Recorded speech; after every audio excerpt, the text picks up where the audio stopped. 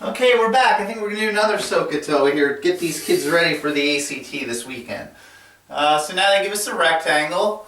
They give us some pieces here.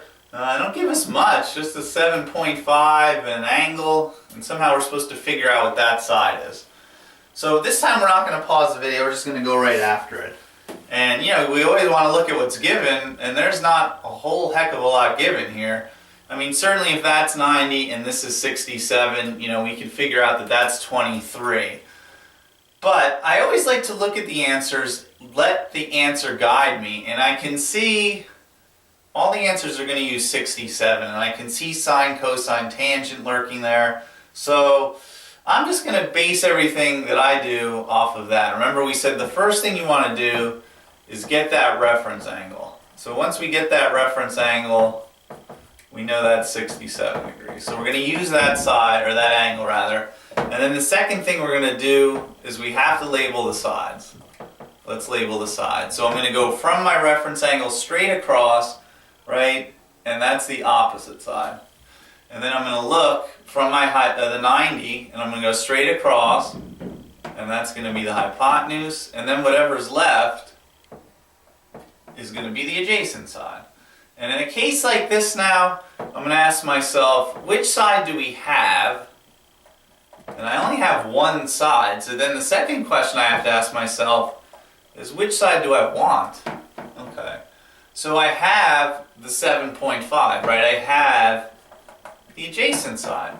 Which side do we want? Well, heck, I don't know. There's the question mark. It looks like we want the opposite side.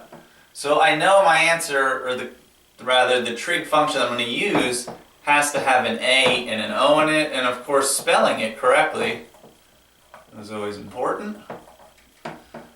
So I have an A and I have an O, which tells me it's probably tangent, which if you look at the answers, I'm going to guess it's E, but let's just make sure. So remember, it's the tangent of the angle. So it's tangent of 67 degrees is the opposite side, which we don't know, we'll call that x, divided by the adjacent side, which is 7.5.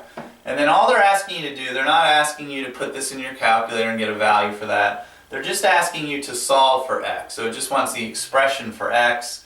You know, how do I get the x here by itself? You can probably see I have to multiply by 7.5 to get that out of there. Whatever I do to one side, I'm going to have to do to the other side.